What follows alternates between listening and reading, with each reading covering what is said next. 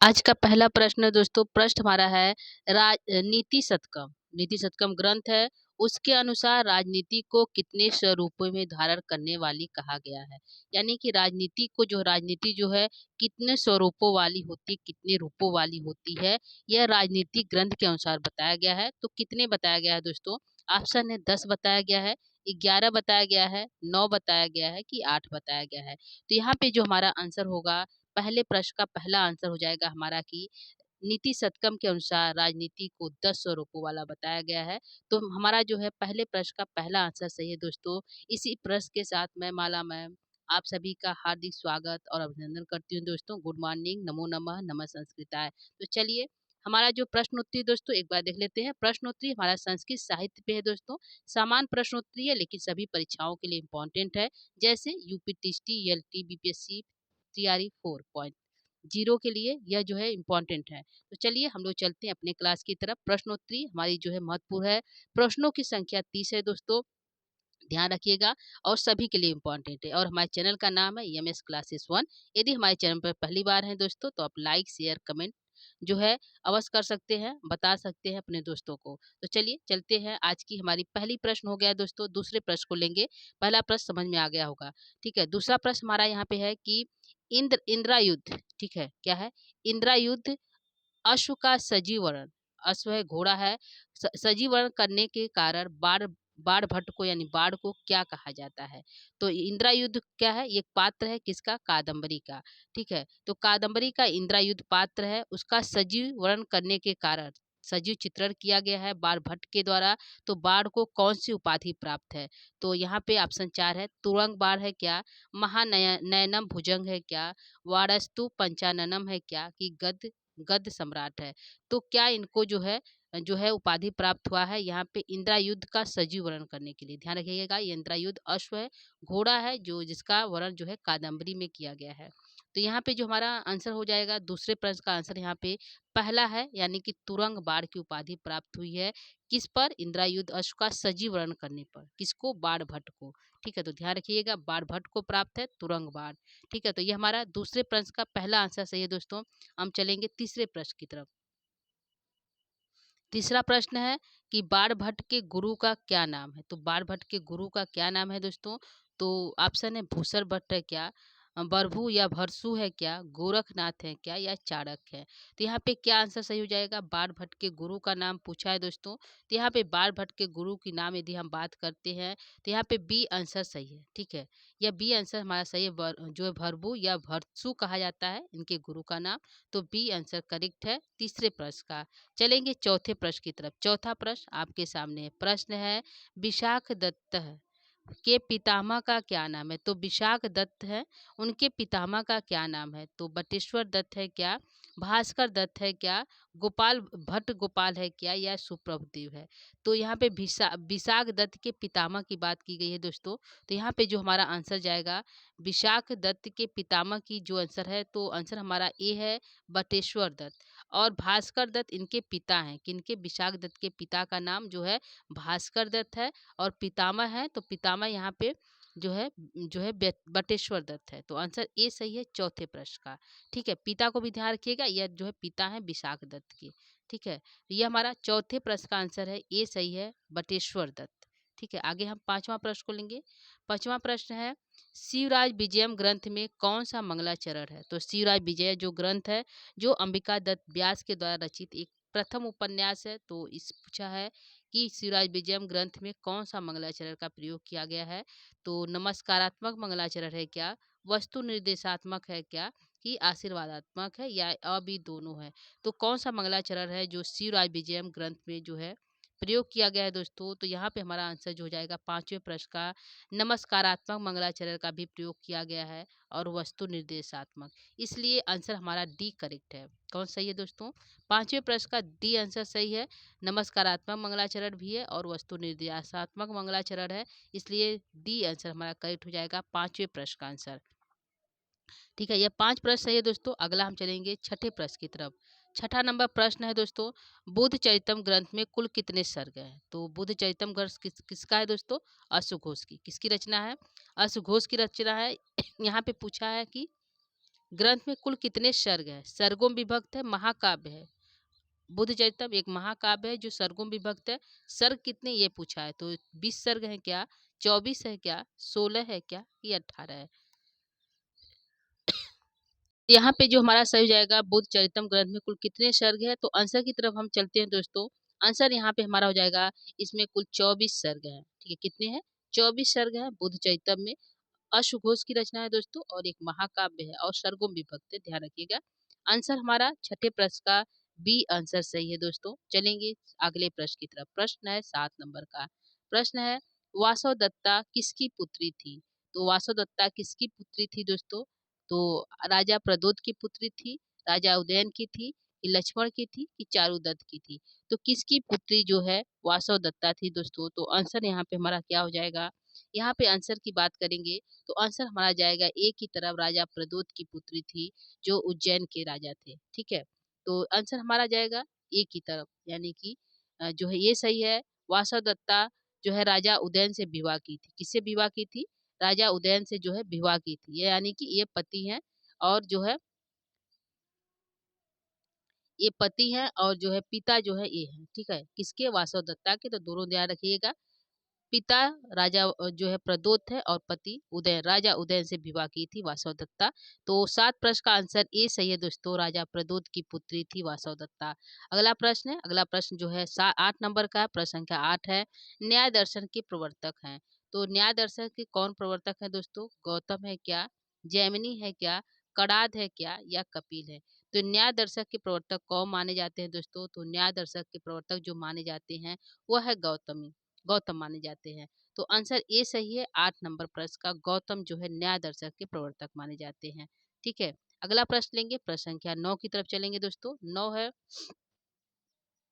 आचार्य भरत मुनि के अनुसार पांचवा वेद कौन सा है? आचार्य भरत मुनि के अनुसार पांचवा वेद कौन सा है दोस्तों? तो पांचवा वेद क्या है? अथर्ववेद है क्या, ऋग्वेद है क्या, नाट्य वेद है क्या, या फिर सामवेद है? तो क्या यहाँ पे सही हो जाएगा दोस्तों? आचार्य भरत मुनि के अनुसार पूछा है पांचवा वेद कौन सा है, तो हमारा आंसर की बात करते हैं तो यहाँ पे आंसर हमारा जाएगा जो है सी की तरफ। नाट्य वेद को भरत मुनि ने पांचवा वेद माना है। वेद हमारे 4 होते हैं दोस्तों, अथर्ववेद, ऋग्वेद जो है, सामवेद और जो है यजुर्वेद। तो यहाँ पे जो पांचवा वेद किसे माना गया है? तो पांचवा वेद जो है नाट्य वेद को माना जाता है। तो ये 9वें प्रश्न का आंसर हमारा सी करेक्ट है दोस्तों। 10वां प्रश्न लेंगे। 10 नंबर का प्रश्न आपके सामने है। प्रश्न है दोस्तों कि वरम विरोधो अपि, ये अवग्रह है दोस्तों, अपि समम महात्म भी, यह सूक्ति किस कवि की है? तो वरम विरोधो अपि समम महात्म भी, यह सूक्ति कहाँ से ली गई दोस्तों, किस कवि की है? दंडी की है क्या, भारवी की है क्या, भभूति की है क्या, कालिदास की है? तो किसकी यह जो है सूक्ति है दोस्तों? तो आंसर तो हमारा जाएगा, किधर जाएगा? आंसर हमारा बी की तरफ जाएगा। भारवी की जो है सूक्ति है, किस ग्रंथ से ली गई है दोस्तों? तो किराता अर्जुनियम है। जो है भारवी की एक ही रचना है जिसका नाम किराता अर्जुनियम है, जो एक महाकाव्य है जो 18 सर्गों में विभक्त है। कितने हैं? 18 सर्गों में विभक्त है और महाकाव्य है। तो यह जो सूक्ति है वरम विरुद्धो समम महात्म्यमी, जो है यह सूक्ति जो है भारवी यानी किराता अर्जुनियम से ली गई है। तो यहाँ पूछा किस कवि की है, तो आंसर हमारा जाएगा बी, भारवी की है। ठीक है, तो यह दूसरे 10वें प्रश्न का आंसर सी बी हमारा सही है दोस्तों, वरम विरुद्धो समम महात्म्यमी। ठीक है, तो आंसर बी सही है 10 नंबर प्रश्न का। चलेंगे हम अगले प्रश्न की तरफ। प्रश्न संख्या 11।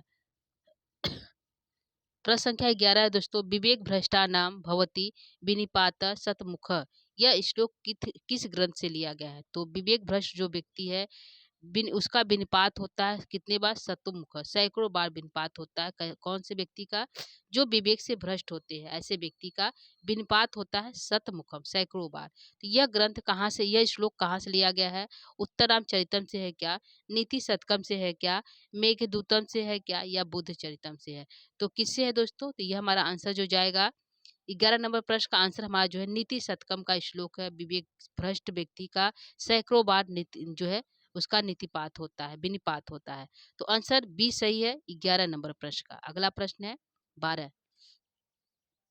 प्रश्न संख्या 12 है दोस्तों, तारापीठ का पुत्र है। तो चार तारापीठ का कौन पुत्र है दोस्तों? चंद्रापीठ है, पुंडरीक है, वैशंपायन है या शूद्रक है।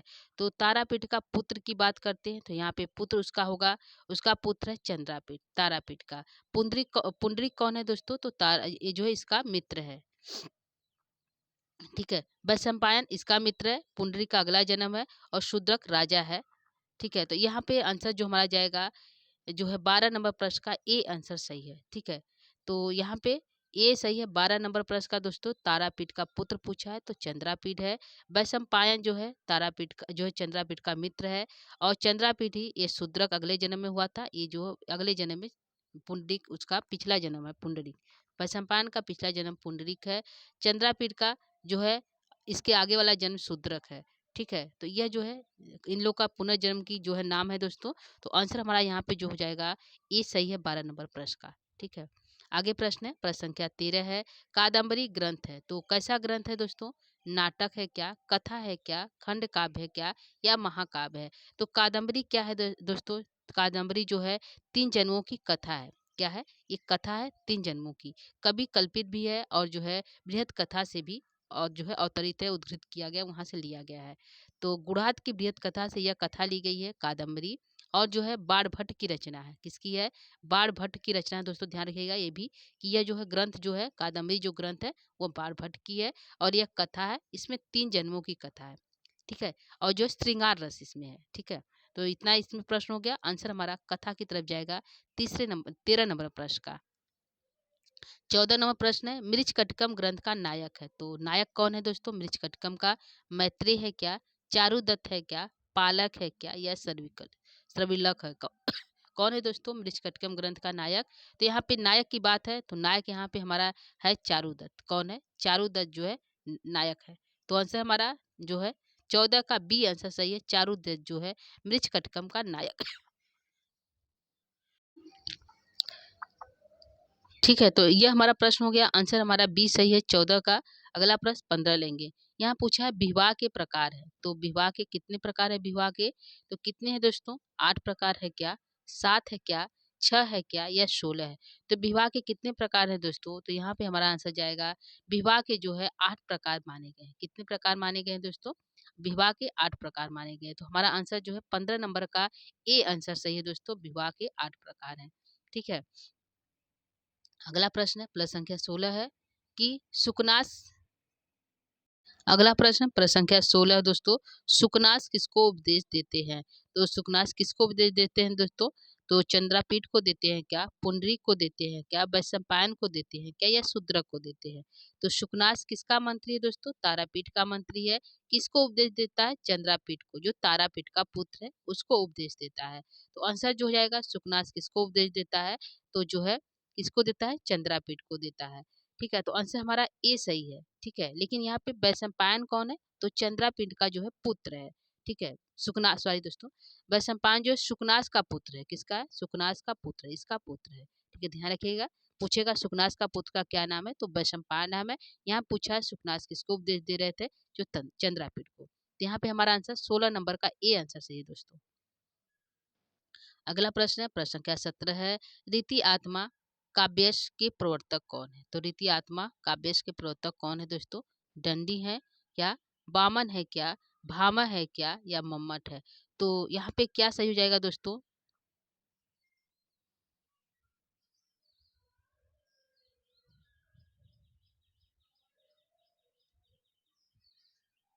ठीक है, तो यहाँ पे आंसर क्या से जाएगा दोस्तों? रीति रीति आत्मा काव्यस के प्रवर्तक कौन है? तो आंसर हमारा जाएगा बी की तरफ, वामन है। कौन है? वामन को जो है रीति आत्मा काव्यस का प्रवर्तक माना जाता है। तो इंपॉर्टेंट प्रश्न है दोस्तों, सामान्य प्रश्न की दृष्टि से। ऐसा नहीं कि ऐसे प्रश्न नहीं पूछे जाएंगे, ऐसे भी प्रश्न पूछे जाते हैं, ठीक है। तो ध्यान रखिएगा, रीति जो छह काव्य के प्रवर्तक है उनका भी परिचय, सामान्य परिचय के अकॉर्डिंग जो है प्रश्नों को पूछता है। तो यहाँ पे हमने प्रश्न रखा है रीति आत्मा काव्यस के प्रवर्तक कौन है? तो वामन है, ठीक है। तो बी आंसर सही है 17 नंबर प्रश्न का।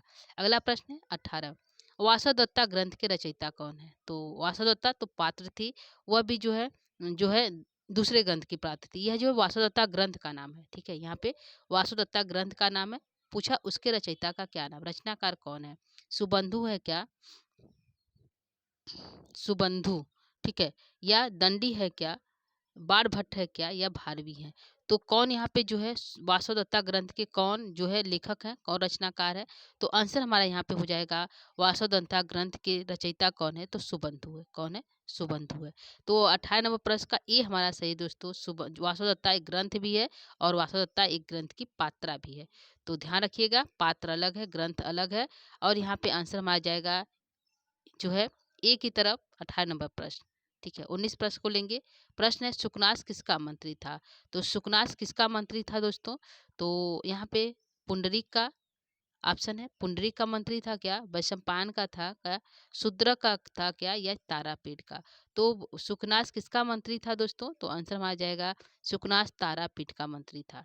किसका था? तारापीठ का मंत्री था और वैशंपायन का पिता था। ठीक है, तो ध्यान रखिएगा, वैशंपायन का पिता और तारापीठ का पुत्र था। ये वैशंपायन का पिता है। क्या है? पिता है। ठीक है, ध्यान इसका पिता है और जो है सुकनास जो है तारापीठ का मंत्री था। आंसर 19 का डी सही है। अगला प्रश्न 20 को लेंगे। 20 है संस्कार कितने होते हैं? संस्कार के कितने प्रकार हैं दोस्तों? 16 है क्या? 5 है क्या? 10 है क्या या 12 है? तो संस्कार कितने होते हैं दोस्तों? जो है व्यक्ति के जन्म से मृत्यु तक, जन्म से लेकर मृत्यु तक कुल जो है 16 संस्कार होते हैं। ठीक है, इन संस्कारों को 16 संस्कारों को 5 भागों में बांटा गया है। कितने भागों में? 5 भागों में बांटा गया है 16 संस्कार को। जन्म से पूर्व, जन्म के बाद, सहसावस्था, जन्म से पूर्व 3 होते हैं, सहसावस्था होता है। फिर जो हमारा जो है सहसावस्था के बाद जो हमारा विवाह वाला संस्कार होता है वो होता है। फिर जो अंतिम जो संस्कार होता है अंत्येष्टि संस्कार होता है। शिक्षा संस्कार होता है, शैशव संस्कार, शैक्षणिक संस्कार, जो विवाह संस्कार और जो है अंत्येष्टि संस्कार। इस प्रकार 5 संस्कार को 5 भागों में बांटा गया है। यहाँ पे पूछा संस्कार कितने होते हैं? तो यहाँ पे 16 संस्कार को होते हैं। प्रत्येक व्यक्ति के जीवन में ये 16 संस्कार होता है। कुछ जन्म से पूर्व होते हैं, कुछ जन्म के बाद, मृत्यु के बाद होते हैं। कुल मिलाकर 16 होते हैं दोस्तों। तो आंसर हमारा 20 सही है। ठीक है, तो ये हमारा हो गया 20। जन्म से पूर्व 3 होते हैं, शैक्षणिक 5 होते हैं और जो है उसके बाद जो है जो है जो है सहसा सॉरी दोस्तों, जो है सहसावस्था 5 होते हैं, जो है शैक्षणिक 6 होते हैं और विवाह 1 होते हैं, अंत्येष्टि 1 होते हैं। कुल मिलाकर 16 हो गए। तो आंसर हमारा जो है 20 का ए आंसर सही है दोस्तों। ठीक है, अगला प्रश्न है प्रश्न संख्या 21 है। मृच्छकटिकम ग्रंथ में मुख्य रस पूछा है। तो मृच्छकटिकम ग्रंथ में मुख्य रस क्या है? श्रृंगार है क्या? वीर है क्या? हास्य है क्या कि करूर है? तो क्या सही है दोस्तों? मृच्छकटिकम ग्रंथ में मुख्य रस पूछा है। तो आंसर हमारा हो जाएगा यहाँ पे मृच्छकटिकम में जो श्रृंगार रस का जो है प्रयोग किया गया है। ठीक है, तो आंसर ए सही है 21 नंबर प्रश्न का। ठीक है, तो यहाँ पे हमारा ए आंसर सही है 21 का। अगला लेंगे 22 नंबर प्रश्न जो आपके सामने प्रश्न है दोस्तों। हितम हितम मनोहारी च दुर्लभम वचन। हितकारी और मनोहारी वचन दोनों दुर्बल होते हैं। यह उक्ति किस ग्रंथ से है? तो किससे है? किरातार्जुनीयम से है क्या? शिवराज विजयम से है क्या? मृछ कटकम से है क्या या मेघदूतम से है? तो हितम मनोहारी च दुर्लभम वचम, यह जो है दंडी की रचना है और किराता अर्जुनियम से ली गई है। यह एक सुक्ति है, इम्पॉर्टेंट है। यह सुक्ति किसके द्वारा कही गई है दोस्तों? तो यह सुक्ति जो है जो वनेचर है, गुप्तचर है, उसके द्वारा जो है वनेचर के द्वारा कही गई है युधिष्ठिर से कि हितकारी और मनो जो मैं बोलने जा रही हूँ ऐसे जो वचन होते हैं हितकारी और मनोहारी दोनों दुर्लभ होते हैं। यदि आपके लिए हितकारी होगा तो मनोहारी नहीं होगा, यदि यदि मनोहारी वचन है तो वह हितकारी नहीं होगा। तो यहाँ पे आंसर जो है ये सही है 22 नंबर प्रश्न का। वनेचर के द्वारा कहा गया है और भारवी की रचना किराता अर्जुनियम की सुक्ति है। ठीक है, यह जो है 22 प्रश्न का आंसर है। अगला प्रश्न 23 को लेंगे। प्रश्न संख्या 23 है। श्रीमद् भागवत गीता में कुल कितने अध्याय हैं? तो श्रीमद् भागवत गीता में कुल अध्याय कितने हैं दोस्तों? 20 है क्या? 18 है क्या? 22 है क्या या 19 है? कितने अध्यायों में बांटा गया है? तो श्रीमद् भागवत गीता में कुल 18 अध्याय हैं। कितने अध्याय? 18 अध्यायों में बांटा गया है भगवत गीता और अध्याय जो है 18 अध्याय है। ठीक है, तो ये हमारा आंसर हो गया 23 नंबर प्रश्न का बी आंसर सही है। श्रीमद् भागवत गीता में अध्याय पूछा है 18 अध्याय है। अगला प्रश्न है प्रश्न संख्या 24 है। अभिज्ञान शाकुंतलम ग्रंथ में कुल कितने श्लोक है? कितने श्लोक है दोस्तों? 256, 196, 215 या 1030? तो कितने हैं दोस्तों? यहाँ पे पूछा है तो आंसर में आ जाएगा बी की तरफ 196 जो है अभिज्ञान शाकुंतलम में श्लोक है। ठीक है, तो बी सही हो गया, जो है 24 प्रश्न का 256 जो है किसमें है, तो उत्तर रामचरितम में जो है 256 है, और जो है एक किराता अर्जुनीय में 1000 जो है 30 है। तो ये ध्यान रखिएगा, इसको भी उत्तर रामचरितम 256 है, कुल कुल श्लोक संख्या, और 1030 किराता अर्जुनीय में है। तो आंसर बी की तरफ जाएगा 24 नंबर प्रश्न का। ठीक है, अगला प्रश्न है, प्रश्न संख्या 25 है, जो इम्पोर्टेंट है सभी के लिए। प्रश्न है, प्रबोध चंद्रोदय के रचनाकार हैं। तो कौन है प्रबोध चंद्रोदय? एक ग्रंथ का नाम है, उसके रचनाकार कौन है? राजा राम है क्या, कृष्ण मिश्र है क्या, यशपाल है क्या, या भवभूति है? तो क्या सही होगा दोस्तों? प्रबोध चंद्रोदय के रचनाकार कौन है? तो आंसर हमारा जाएगा, यह जाएगा हमारा कृष्ण मिश्र की तरफ। ठीक है, यह जो है प्रबोध चंद्रोदय की रचना पूछा है, तो कृष्ण मिश्र की ग्रंथ का नाम है जो है प्रबोध चंद्रोदय। तो ध्यान रखिएगा, आंसर जो है 25 प्रश्न का इम्पोर्टेंट प्रश्न है, तो 25 का बी आंसर सही है दोस्तों। आगे हम 26 प्रश्न को लेंगे। प्रश्न है, घोषवती बीरा किससे संबंधित है? तो घोषवती बीरा किससे संबंधित है? नारद मुनि से, सरस्वती जी से, वासवदत्ता से, या पद्मावती से? तो किससे द्वारा जो है घोषवती बीरा संबंधित है दोस्तों? तो घोषवती बीरा जो है यहाँ पे जो है वासवदत्ता से संबंधित है। किससे है? वासवदत्ता से जो है यहाँ पे घोषवती बीरा संबंधित है। तो तीनों लोगों की एक एक जो है बीरा का नाम है। यहाँ पे जो है घोषवती बीरा की बात कहा गया है, तो यहाँ पे जो है, ठीक है, तो यहाँ पे हमारा आंसर जो जाएगा घोषवती बीरा किससे संबंधित है दोस्तों? आंसर में आ जाएगा वासवदत्ता से संबंधित है। ठीक है, यह स्वप्न वासवदत्ता की पात्रा है, उसमें जो है उदयन जो है वासुदत्ता को बीड़ा सिखाता है, उस बीड़ा का नाम है घोषवती बीड़ा। यह आंसर आंसर हमारा 26 का सी सही है दोस्तों। अगला प्रश्न 27 की तरफ चलेंगे। 27वां प्रश्न है, भगवत गीता के लेखक है, तो कौन है दोस्तों? व्यास है क्या, विशिष्ट वशिष्ठ है क्या, कर्ण है क्या, या मारीच ऋषि है? तो कौन है दोस्तों जो भागवत गीता के रचनाकार है? तो लेखक की बात पूछा है, कौन है? तो यहाँ पे आंसर आ जाएगा व्यास जी है। कौन है दोस्तों? व्यास जी है। भगवत गीता के लेखक पूछा है तो व्यास जी है। यदि पूछता किसके द्वारा लिखा गया है, लेखक व्यास है, लिखा किसके द्वारा गया है दोस्तों? तो गणेश के द्वारा लिखा गया है, जो पार्वती माता पार्वती और जो है शिव जी के पुत्र है, उनके द्वारा जो है भगवत गीता लिखा गया है। यहाँ लेखक पूछा है, लेखक व्यास जी हैं। तो लिखा किसके गया है? तो गणेश जी के द्वारा दोस्तों, ये भी ध्यान रखिएगा। आंसर जो हमारा जाएगा ए की तरफ, जो है 27 नंबर प्रश्न। 28 का देखते हैं। 28वां प्रश्न है दोस्तों, क्व सूर्यप्रभवो वंशः, क्व स्वप्रभव वंश, यह सुक्ति किस ग्रंथ से ली गई है? तो यह सुक्ति है, कहाँ से ली गई है? क्व सुप्रभव वंश, मेघदूत से है क्या, रघुवंशम से है क्या, कुमार संभवन से है क्या, या अभिज्ञान शाकुंतलम से? तो क्व सुप्रभव वंश, यह सुक्ति कहाँ से ली गई है दोस्तों? तो हमारा आंसर यह जाएगा, कहाँ से ली गई है? तो आंसर हमारा जाएगा रघुवंशम से ली गई है, जो कालिदास की रचना है। कालिदास जी कहते हैं, कहाँ सूर्यवंशियों का वंश और कहाँ मुझ जैसा तुच्छ प्राणी, जो रघुवंशम लिखने के लिए जो उसको कहा जाता है उनको, तो वह कहते हैं कि कहाँ सूर्यवंशी का सूर्यवंश वंश कहाँ और कहाँ मुझ जैसा प्राणी।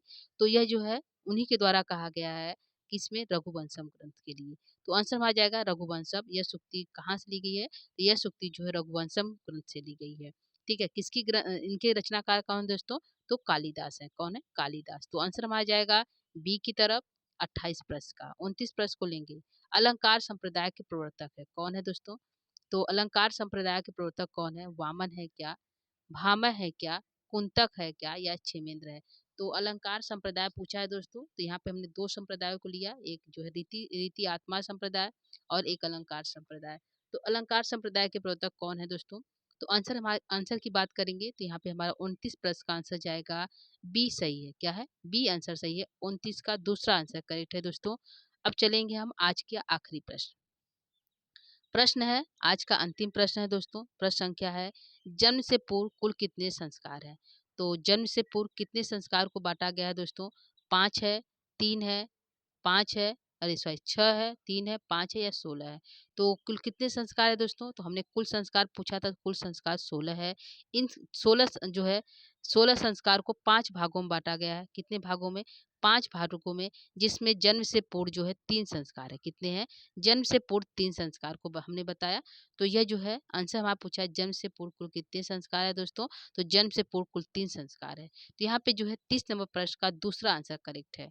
ठीक है, तो इन जो है ये हमारा आज का आखिरी प्रश्न था, अंतिम प्रश्न है दोस्तों। तो आज का प्रश्नोत्तरी कैसा लगा?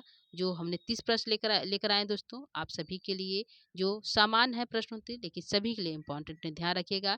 यह प्रश्न सामान्य ज़रूर है, लेकिन यहाँ से प्रश्न पूछे जाते हैं परीक्षाओं में। तो दोस्तों,